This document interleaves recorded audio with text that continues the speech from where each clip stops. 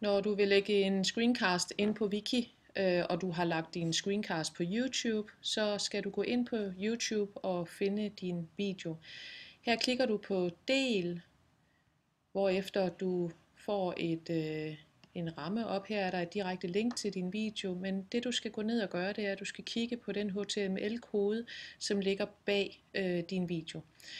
Den markerer du og kopierer den, trykker på kopier, og herefter så går du ind på din wiki og vælger widget og klikker på Other HTML og sætter din HTML-kode ind. Klikker på Save, og herefter så ligger filmen på siden. Den ser lidt spøjs ud her, men lige så snart at du klikker Save heroppe i højre hjørne, så kommer din YouTube-film til at ligge direkte på siden og kan afspilles direkte fra wikien.